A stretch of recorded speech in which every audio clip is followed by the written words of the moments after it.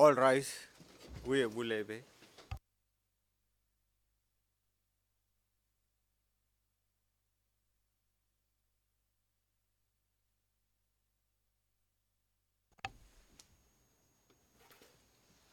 Please be seated. Before we continue with hearing the final argument, I'd like to raise one matter, Mr. Mladić, which is the following. The defense has filed 2 motions seeking admission of evidence under Rule 85 that is related to sentencing. The first motion deals with 3 statements, the second one with 1 only.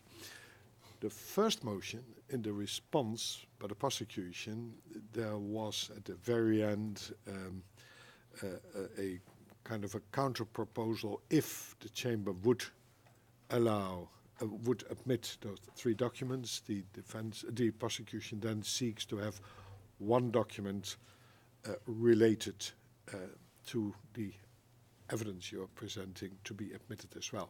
The chamber wonders whether you are going to respond to that proposal as contained in the response by the prosecution, whether you want to respond to that or whether you leave it in the hands of the chamber.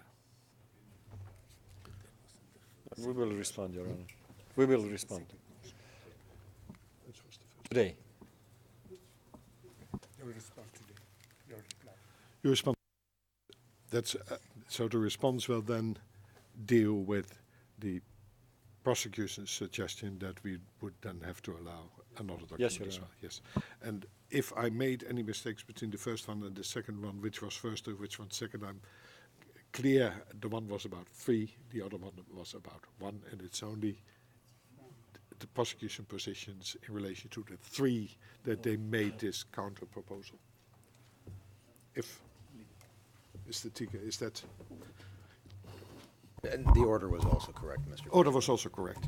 Then finally, I perhaps spoke even a bit too early because we only received a courtesy copy. It may be that your response has been filed to the second single motion already, but...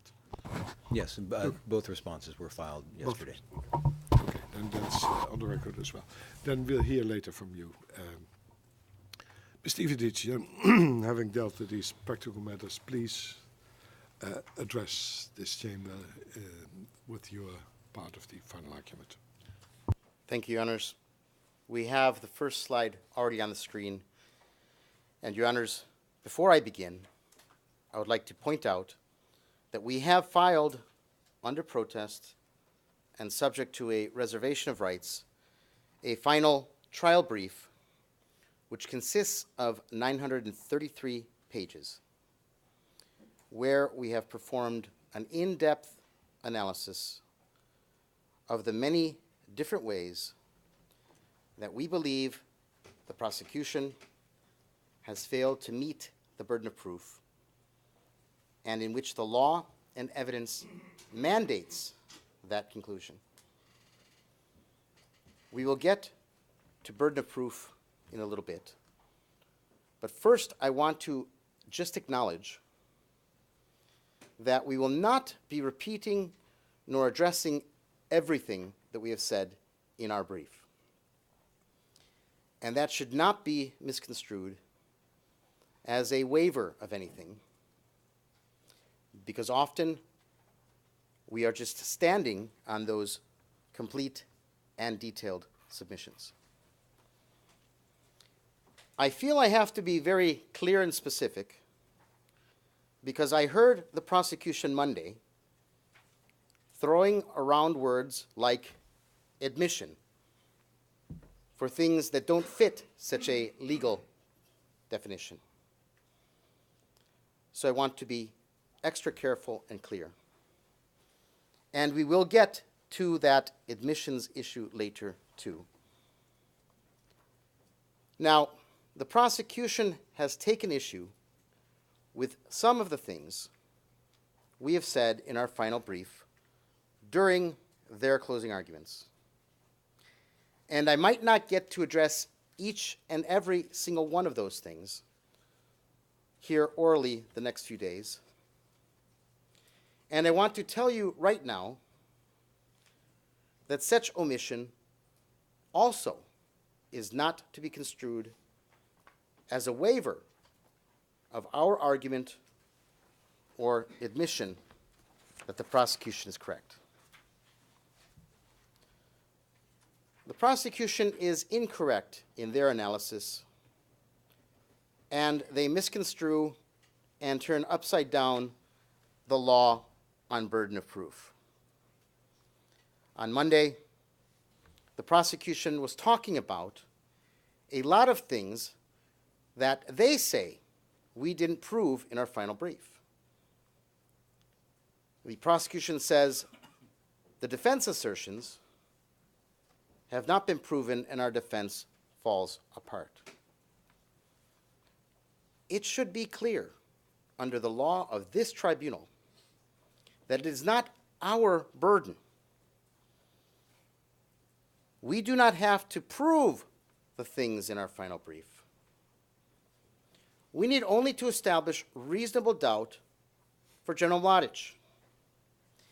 And if we have done so as to any material element, you must find him not guilty. We see the prosecution's attempt to shift the burden of proof upon the defense and a direct attempt at manipulating and confusing the court and court staff. The defense does not have such a burden in these proceedings. We only have a burden as to the alibi in respect of Srebrenica. And respectfully, the prosecution stipulated too much of our alibi evidence, so I submit we met the burden as to that. That stipulation to this proven alibi is clearly reasonable doubt by itself. That alibi is our only burden. For the rest of the case, it is the prosecution's burden to prove each and every element beyond reasonable doubt. Why are they talking about our case instead of theirs? That means that they've lost. Their case is that weak. The prosecution tries to impose the burden on the defense to hide the weaknesses of their own case. The General Mladić defense team rejects having a burden shifted upon it to prove anything. General Mladić has always told me, quote, "Danny, I want you to seek out the truth." And that is all we are doing. We are helping your honors determine the truth by testing and confronting the prosecution evidence and if they have met the requisite burden. They want you to look through a pinhole at things out of context. We want you to open your eyes and look at the whole of the evidence in a panorama. If we could now go to the second slide. I want to clarify and explain things for those that are mistaken about the defense having a burden of proof in these proceedings. Maybe there was a misunderstanding of a comment by Your Honor, Judge Ori, during the testimony of Pelemish, where you commented, innocent people can come to court to prove their innocence. You might remember that Prosecutor McCloskey jumped up to try and correctly understand what you meant, and that you clarified, Judge Ori, by saying, "No, I think I emphasized that already earlier. But some people who are charged before a court take the position that they'll defend themselves by proving their innocence. Whereas it goes without saying that that's not what you have to do. But of course, you are not forbidden to do that. But even if you have not proven your innocence, and if the prosecution has not proven your guilt, then you still should be acquitted, despite the fact that you have not proven your innocence, because that's not required for an acquittal. Is this understood by everyone sufficiently so as to avoid any confusion for the future? End quote. I know that Mr. McCloskey and I were listening that day, and we are not confused. But I fear some others in this courtroom, perhaps on his side, or perhaps in the public, might be confused. And I hope that your explanation clarifies things and leads in Your Honor's review of the prosecution's submissions. Please, Your Honors, my client, the General, would like to have you stay true to your promise to acquit him even if we don't prove his innocence, since the prosecution fails to meet their burden of proving his guilt.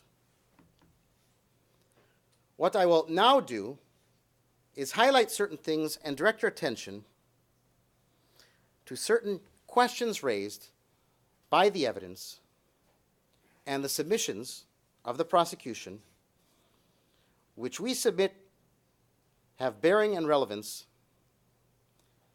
to the determination of whether the reasonable doubt standard has been met, and if so, to what parts of the prosecution case. Now, it is my professional duty, my obligation, to stress to you and to the prosecution and to the public watching these proceedings and to my client what the burden of proof means and how the evidence is to be assessed. I submit that the prosecution's closing arguments, which have talked of why you should side with their quote-unquote better conclusions rather than those obvious exculpatory ones that can be drawn from the evidence, are actually misstating the standard of the burden of proof. As to the better conclusions, we had Mr. Traldi at transcript page 44,366-7 talk about a better definition of liberate. Your Honors, if two alternative and reasonable conclusions exist under the evidence, you are not allowed to take the prosecution's, quote, better, unquote, version. You are compelled to acquit. The second you are forced to speculate, you shall also conclude that there is reasonable doubt. If I can have the next slide. So please, let us take a look at this and understand this accurate representation of the legal levels of burden of proof. Innocent until proven guilty. Proof beyond reasonable doubt. These are not just cliches or catchphrases. They are meaningful standards and burdens imposed on the prosecution to avoid wrongful convictions.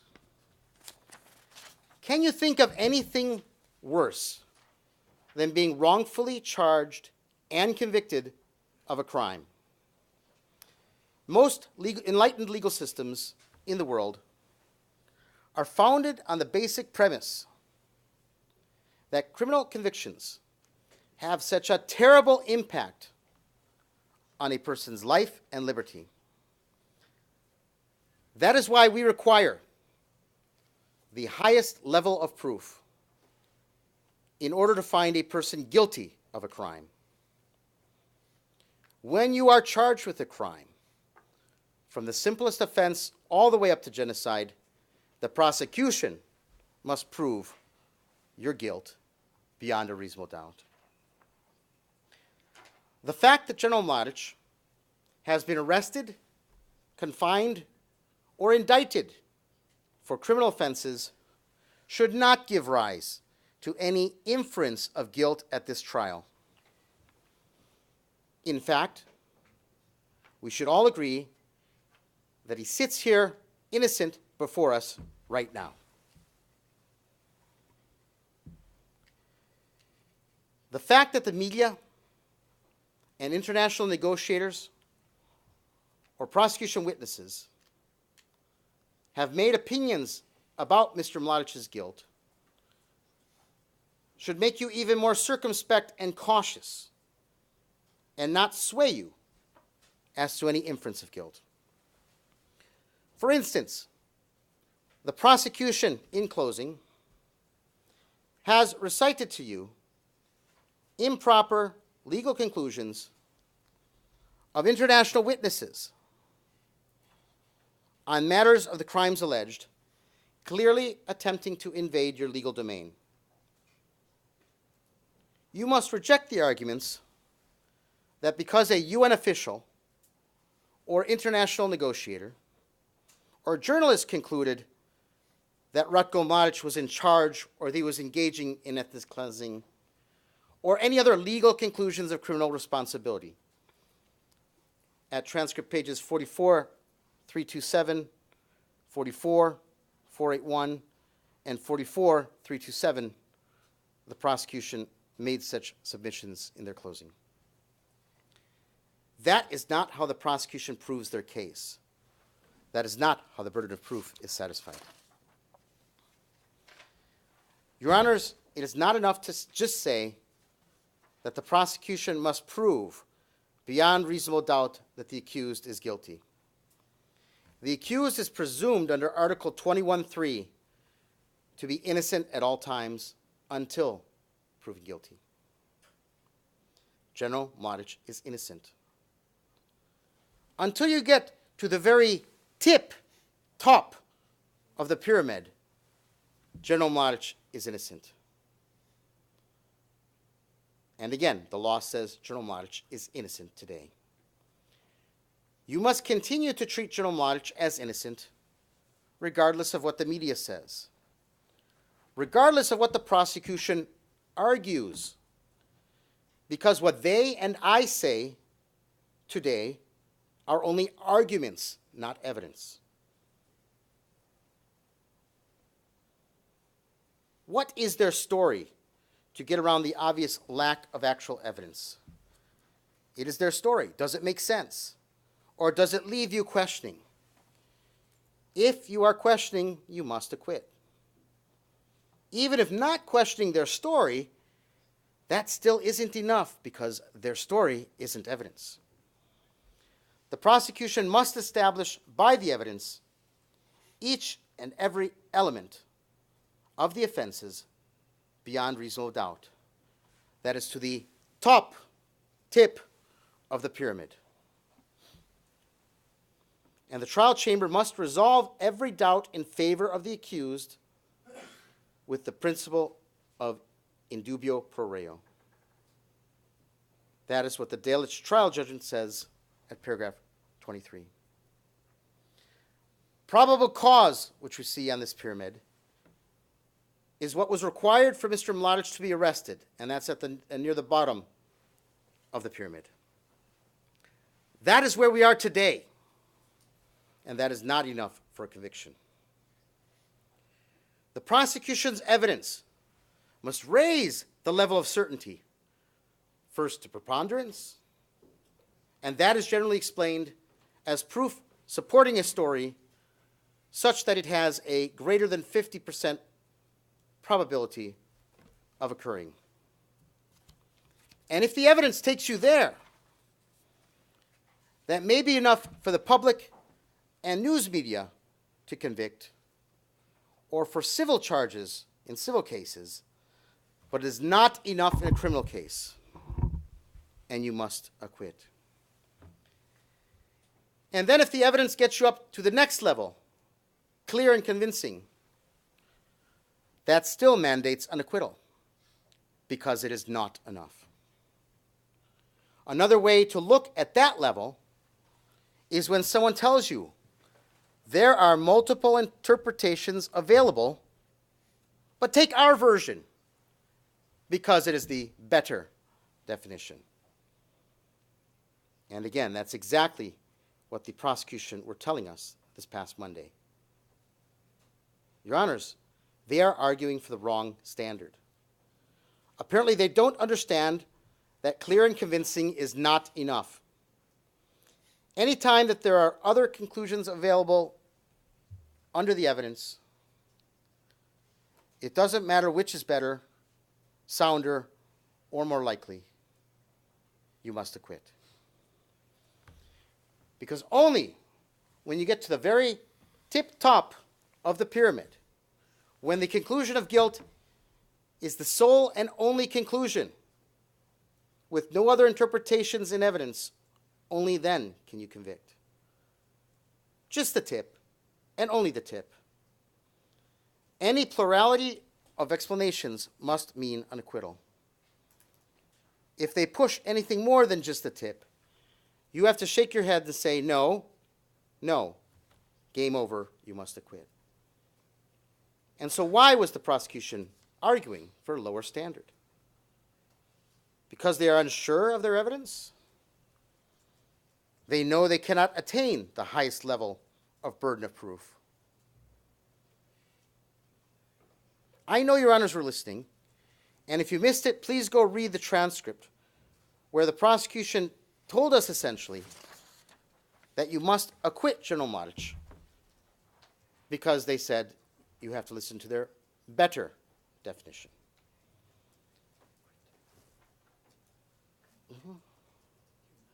Yes?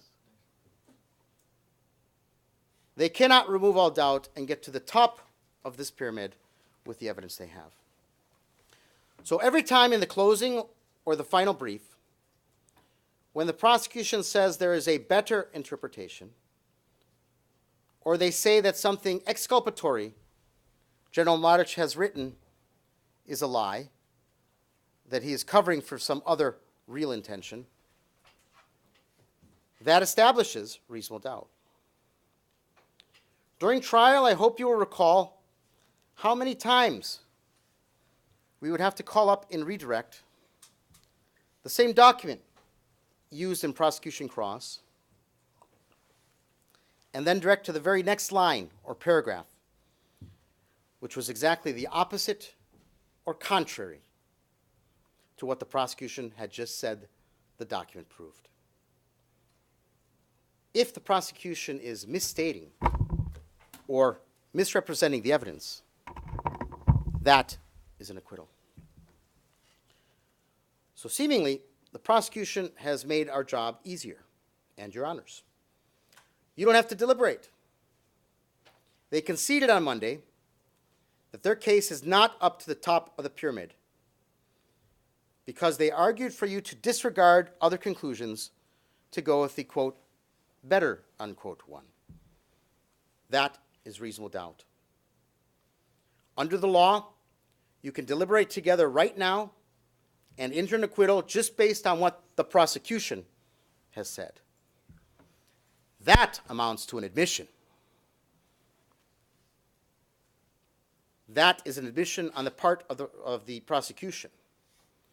A real admission, not this fantasy definition that we heard from the prosecution that went too far and wants to try to sneak up to the top of the pyramid.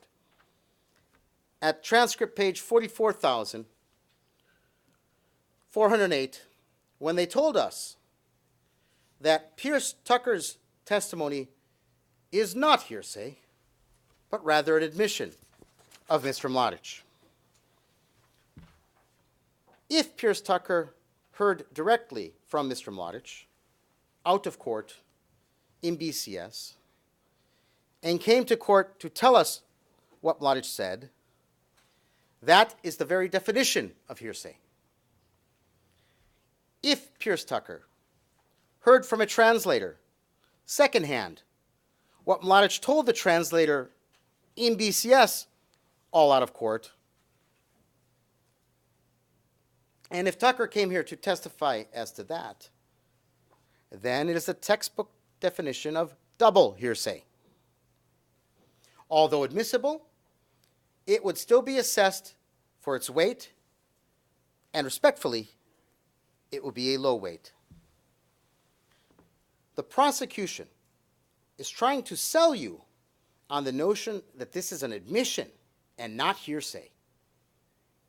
The prosecution dares to take it upon themselves to change the law and definitions under the law to suit what the weaknesses of this case are, all to get a wrongful conviction, by hoping the court will adopt a lesser degree than reasonable doubt. The case law is very clear.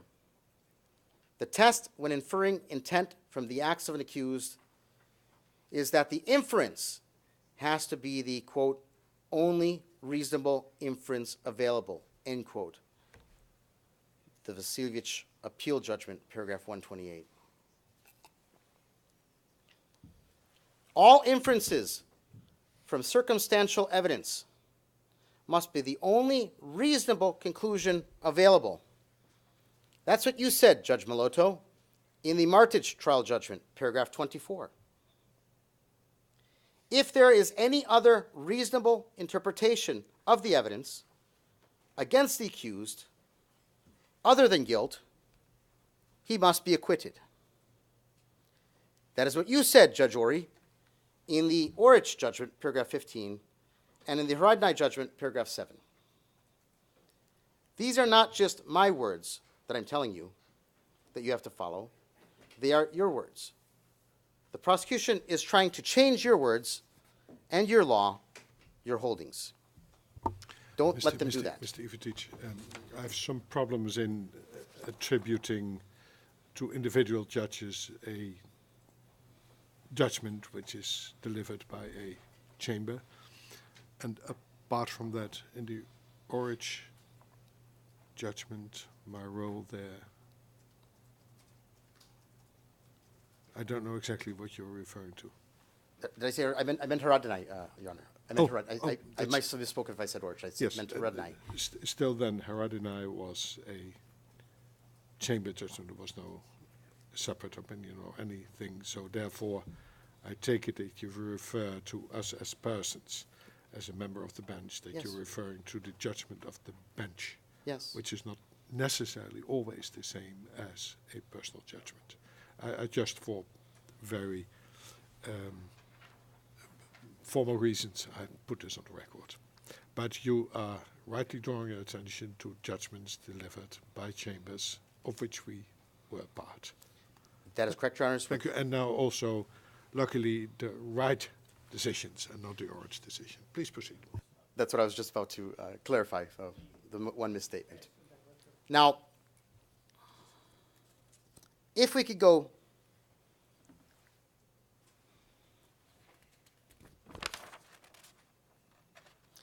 if we can actually, well, I'll be skipping the next slide, but we don't need to go to the next one after that.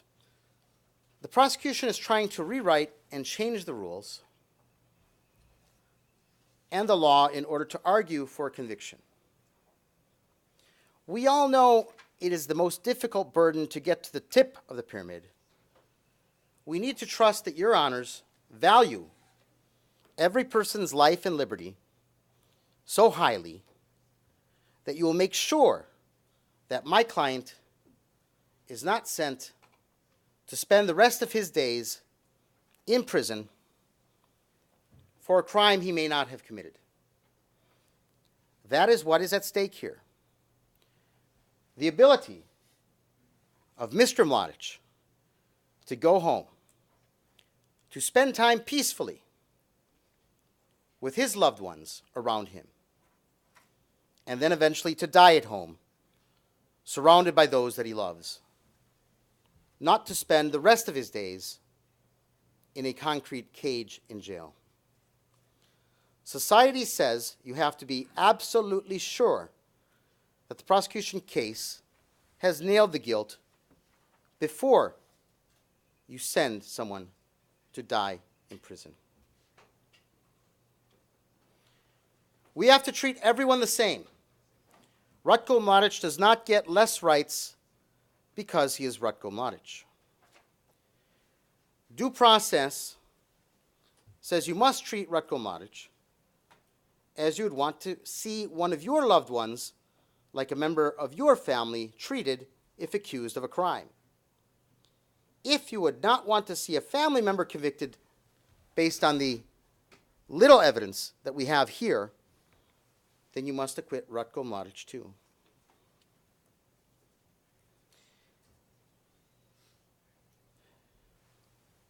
Mr. Tiger and Mr. Traldi made no fewer than 98 references and allegations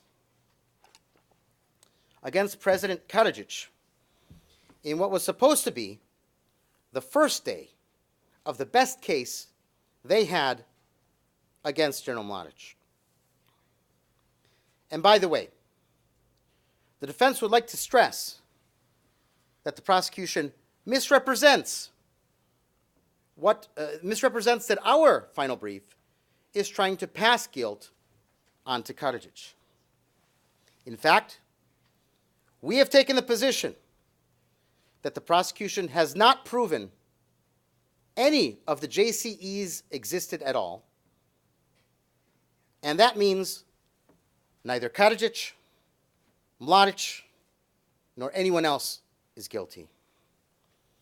In our brief, what we have done is to analyze the evidence to demonstrate, even if we take the prosecution's case at its highest, and even if arguendo, the allegations against Karadzic or others are valid, there would be no support for naming Mr. Mladić as a member of that putative JCE. Mladić's acts and deeds argue against any involvement in a JCE. That is why the bulk of the prosecution's JCE allegations center around statements made by other persons. Why does Mladić have to be guilty by association? General Mladić may have been an island of code and honor amongst despots. He may be to Serbia what General Patton or General MacArthur are to the United States. He was a soldier's general. He was a general caught between the proverbial rock and a hard place, tasked with the ultimate catch-22, a truly impossible mission. He did his job to defend his people and country as a soldier should, and tried not to get involved in politics. If they already have Karadzic and these other people they named who have been convicted, each of them able to effectuate the crime on their own, why is Mladić necessary?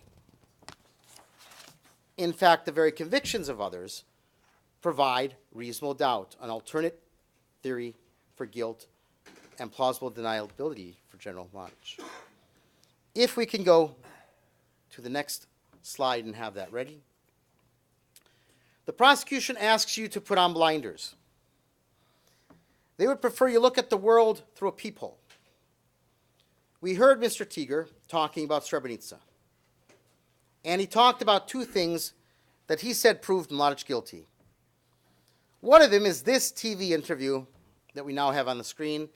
It's P1147, and it was discussed at transcript page 44,329, where General Mladić still is going through Srebrenica to Potocari. He still does not know what he will find at Potocari. He is still expecting to find an enemy force waiting for him to do battle with.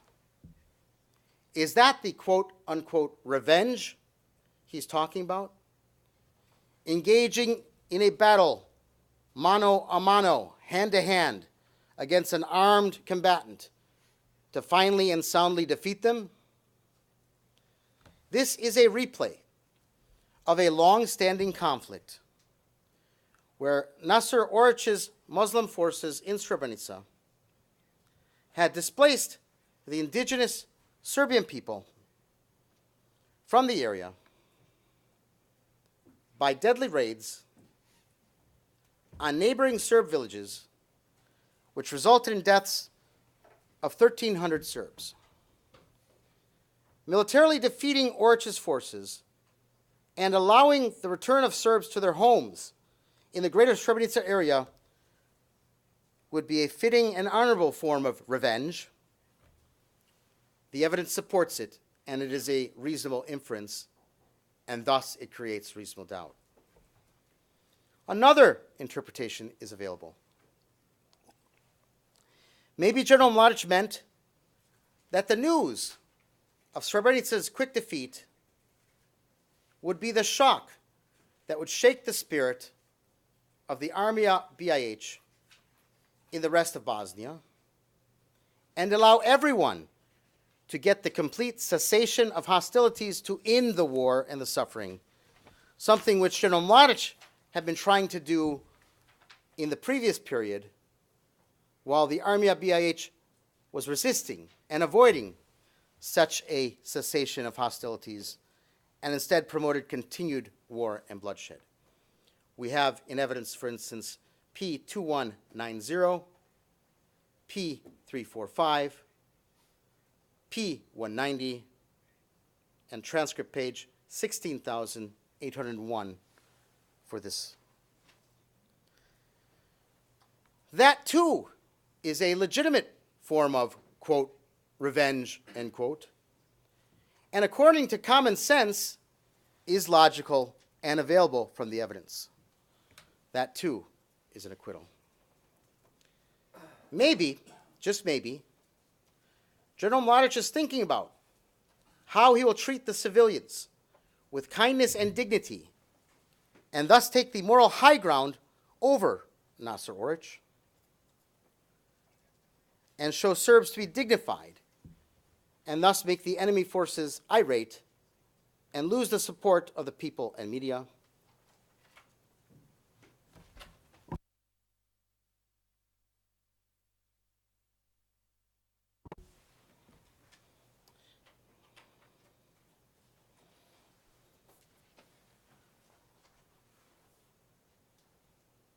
This is also an admirable type of revenge. Such revenge could swing the public perception of the ABIH's own actions. This is a further example of reasonable doubt existing under the evidence.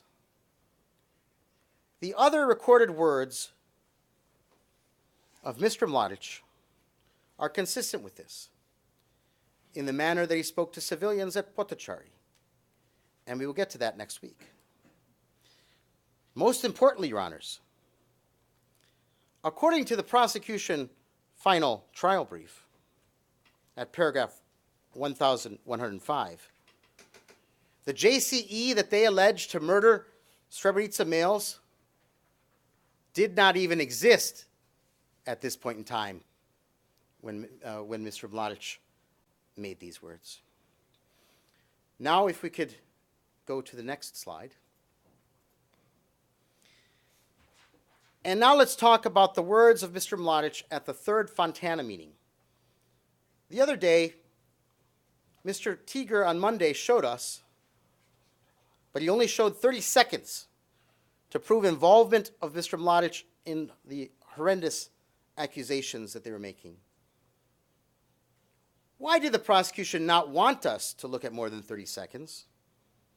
Why take Mr. Mladić's words out of context? Because their case is that weak and impotent where the evidence needs to be overwhelming. What about that third Fontana meeting? Let's bring that bad boy back out here and take a look at the entire context of what was said. And I would now ask for the slide to be clicked to play the video. We're not getting sound. Is the sound back on? Tražim apsolutnu saradnju civilnog stanovništva jer je vaša vojska poražena. Nema potrebe da ginu vaši. Ni vaš muž, ni vaša braća, ni vaše komšije. Dovoljno je da kažete šta želite. I sinoć sam rekao, gospodine, možete opstati ili nestati.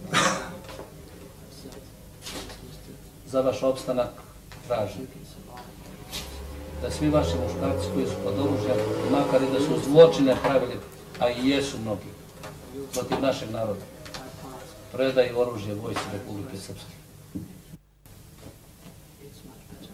Nakon predaje oružja možete birati da ostanete na teritoriji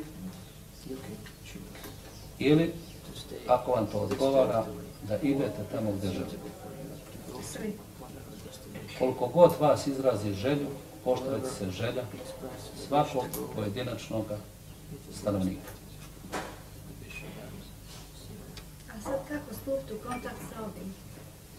To vi možete da znate. Vi možete, ako je spremno preostali deo vaše vojske, da se razoruža i da preda oružje mojim oficirima u prisustvu oficira iz Unprofora. Da birate da ostanete ili ako želite da odete. Ako želite da odete, izrazite vašu želju na 4 strane sveta. Nakon predaje oružja, kud kaže bilo koji pojedinac, otići će. Zato je potrebno da se obezbedi samo gorivo, ja ću obezbediti vozilo. Gorivo ne možete obezbediti vi. Možete ga platiti ako imate čim. Ako ne možete da ga platite, onda Unprofor da dotara 4-5 cisterni goriva da se popunjavaju kamioni, jer to je veliki broj populacije i trebalo bi se to rešiti. U vašem izboru da odete, na što ja ne utičem, meni ne smeta.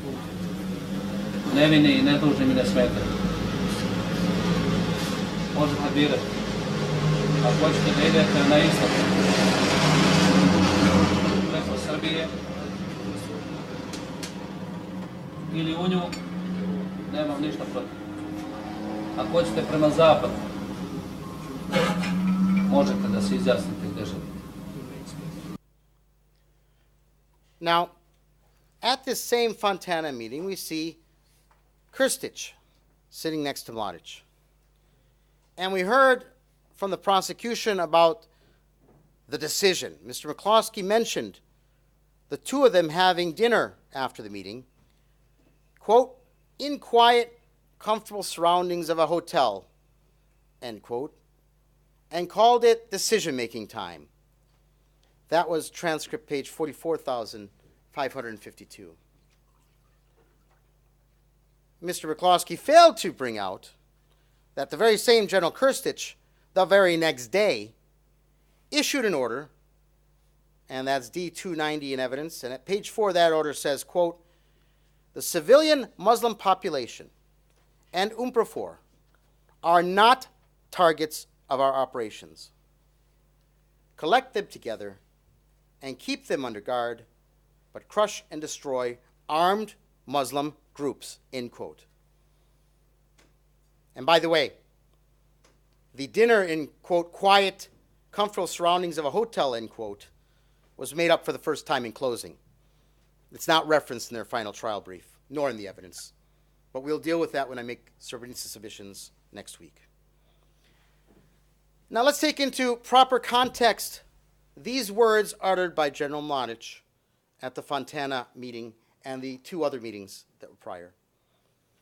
Again, at this point in time, General Mladić still does not know where is the opposing military force, Nasser Orić's 28th Division.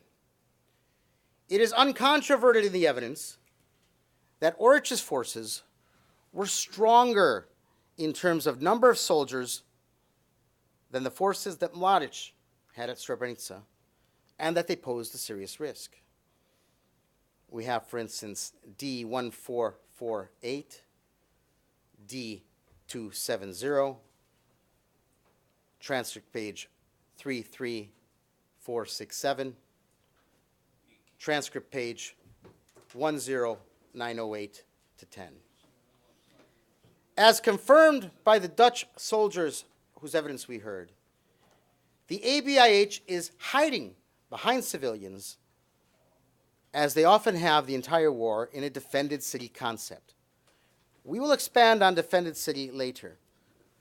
What this all means is that under this scenario, this Hotel Fontana meeting can be regarded as legitimate military threats against an enemy force instead of the nefarious and twisted interpretation that Mr. Tiger has placed on it, and which Mr. McCloskey later was forced to support in closing. If we can go to the next slide. Now, you don't have to accept my word as to a more benign interpretation of that meeting. Let's look to what prosecution military expert Richard Butler said. Butler watched recordings of all the Fontana meetings, and he told you, from a military standpoint, there was nothing improper, and that these were legitimate, albeit harsh words, since Mladić believes that Orić's forces remain in Srebrenica, the 28th Division. And Butler told us both Krivaja 95 and any attacks against the column of 28th Division soldiers in Srebrenica is fair game, legitimate contact. There you have the citations to Mr.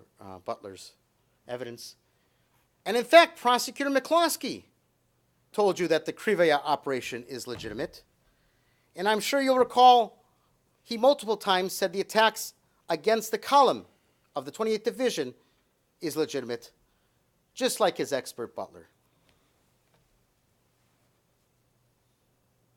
Now, you must ask yourself, are Mladić's comments at the Fontana meeting capable of being understood as benign and logical under the context of a legitimate, ongoing military operation against a legitimate military objective, like the continuation of Krivaja 95 or combat against the column of the 28th Division?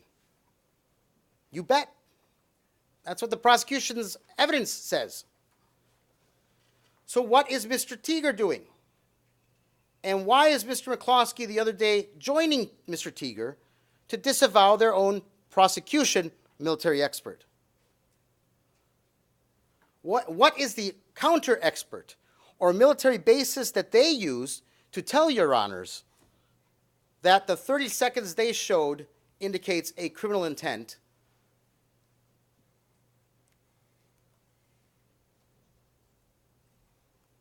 The prosecution is trying to change their evidence because they realize the evidence they brought argues for acquittal. If the Fontana speech is all you have, game over. Draft the acquittal. This is reasonable doubt. At Fontana, General Mladić was trying to save needless loss of life.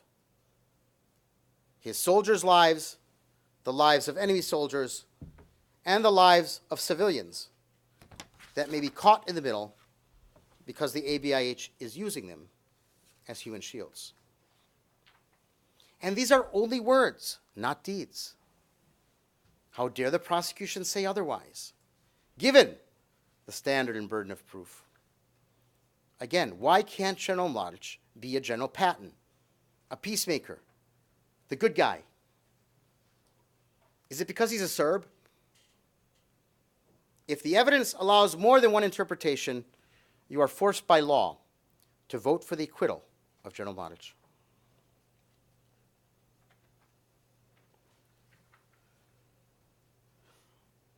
Already on the first day of their closing, we were confronted with some problems and some uncertainty. Departures from the promises made by the prosecution in their opening statement and indictment. Because the opening statements and indictment are promises that the prosecution made to this panel of judges and also to the public that they are supposed to serve the interests of, and a promise to the defense of what their case was going to be, what they were going to prove, by the evidence and according to the appropriate standard. The case they are arguing now is not what they started out with, and there have been significant departures. Before we address the evidence and the defense arguments as to the counts, I would like to go through some of the relevant legal standards these problems and uncertainties raised by the prosecution present. And Your Honors, it is important to look at what the prosecution promised and what they ended up presenting, because it demonstrates two things. First, it demonstrates that the case they brought is not as strong as the case they promised. This implicates the questions of burden of proof that we've been talking about here today already. Secondly, it relates to the candor of the prosecution in phrasing and framing the evidence and its presentation to you. If they have to tweak the evidence and contort it to meet the burden, it really isn't good evidence. Now, I don't know why they do it, and I don't have the time to go through everything that was promised during the opening statements, but I will raise two stark examples that should lead to the conclusion that those promises should all be compared with what they actually led in evidence. On Tuesday of this week, the prosecution talked about the use of snipers in Sarajevo as part of their allegations against General Mladić. Let me now remind you what was said during the opening statements by Prosecutor Dermot Groom on the same topic. And this is a promise he made to you. If we could please have the next slide. Mr. Groom. Your Honor, I'm now going to talk about sniping. Sniping played a different role in the campaign of terror against Sarajevans. The noisy imposition of the modified air bombs was in contrast to the lethal silence of the sniper's bullet. Sarajevans would hide behind buildings and shipping containers, gathering the courage to dash across the street where others had felled before. In silent perches around the city, VRS soldiers waited in vantage points above the tram line, above paths civilians had to travel to get food, water, fuel for heat, waiting silently, finger poised on the trigger until someone dared to rush in front of the crosshairs of a scope. The main street running along the Mladić River became so famous for the number of shootings that it was called Sniper's Alley. And then he made his promise. And Mr. Groom said, quote, "One of these snipers will appear before you and provide evidence of this aspect of the campaign of terror. He will describe his orders to shoot at anything that moved down below his perch. Other witnesses will provide evidence of how snipers were trained and how the activity of snipers around the city was coordinated," end quote. Well, when the trial started, we found out the promised witness wasn't really a sniper. He was an ordinary VRS soldier. And he was protecting a building. The witness is protected with his RM-141, so I won't give too many details. But Your Honors will recall that in a filing June 2012, the prosecution sought to change the 65 Ter summary to say he was not a sniper, but worked closely with snipers in another capacity. Then that witness testified, and the story came out that he was tasked with guarding a military location near the front lines and was told to shoot at anything that came across that front line at him. What? The difference could not be more dramatic. The story went from an inculpatory and damning insider witness against General Mladić to a completely benign witness, and I dare say a standard description of orders that every soldier in every country would be tasked with, shooting at anything that came across you at the front line. I must stress, no witnesses were brought by the prosecution to fit the promises made by Mr. Groom. Now, this is where I have a problem. RM 141 had testified previously in no fewer than 2 prior proceedings, both of them before the prosecution's opening statements. So I ask you to ask them, where did this misleading information come from? Since they surely knew this person was not a sniper, given that they had presented him in the other trials. More troubling, we have now heard that the prosecution is sticking to their pretrial story about sniping in Sarajevo, even though their main witness and their testimony fizzled and disappeared. They didn't ask you to remember that part of the evidence. They also did not remind you that General Rose of UNPROFOR wrote that the Muslim police in Bosnia had a special sniping unit meant to shoot at its own civilians in such a way as to implicate the Serb side. That proofing note of General Rose was discussed in evidence with witnesses Thomas and Frazier. They likewise do not remind you of the witness Edin Graplija, himself a member of the Bosnian secret police, who through his investigations confirmed that this unit called Sheva existed and that it staged many of the sniping incidents in Sarajevo, including the infamous Romeo and Juliet shooting at the bridge. That was at transcript page 33,916.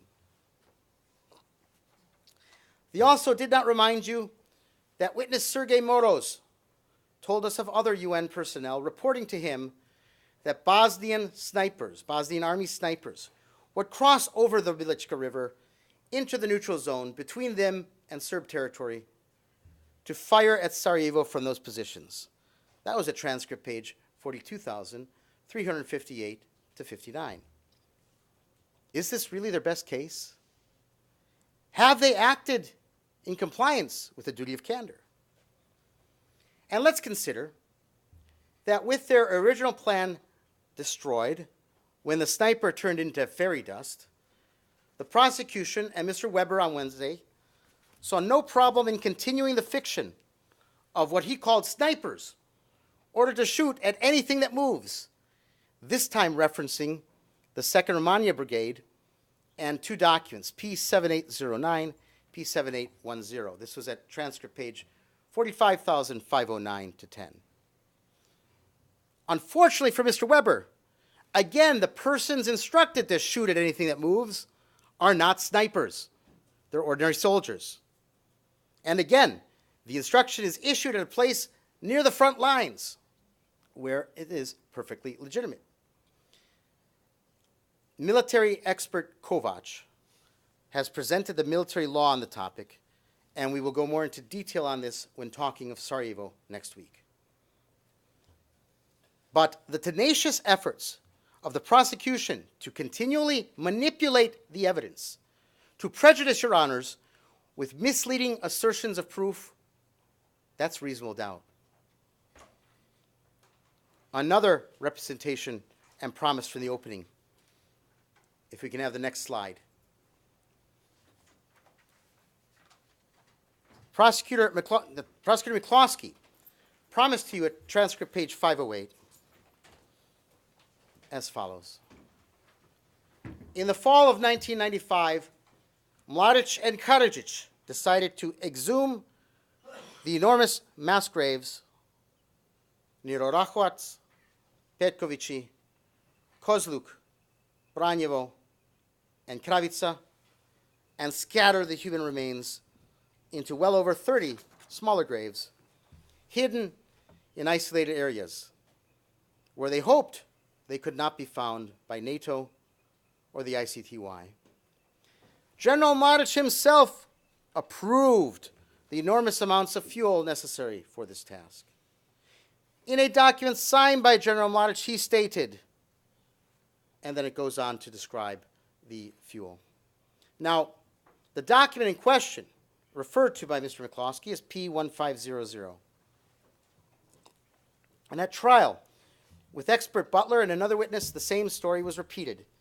And Mr. McCloskey stressed that this fuel order was by Mladić in his own hand. That's at transcript page 11,660 to 11,661 and 16,438 to 16,439. Now, we have discussed in our final brief at paragraphs 3293 to 3304 this particular document and situation, and demonstrate that this document, P1500, in fact, did not have to come from General Mladić. And you can imagine my surprise when I opened the prosecution's final brief to find out that the prosecution agrees with me and concedes that documents that start with the designation prefix identical to P1500, which is, quote, 0304, it's circled in red on the screen, didn't come from Mladić, but came from the Operation and Training Administration. But this is not what they say in their Srebrenica section. Rather, it's at the front end of the brief, several hundred pages removed at paragraph 54, where they concede this. Your Honors, this concession, admission by the prosecution, admits the defense arguments that P1500 did not have to emanate from Mladić. And yet, at paragraph 1384 of their final brief, the prosecution still insists that this designation, 0304, comes directly from Mladić. Can they do that?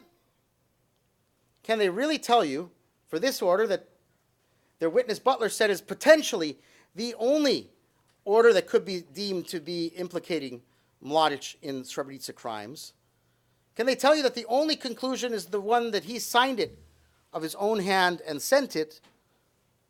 Can they do that after they have conceded that documents with the 03-04 designation did not come from Mladić's office in the main staff? How do they exclude the possibility that someone else legitimately or illegally used Mladić's name for their own purposes under this set of facts? Mr. Ivicic, I'm looking at the clock.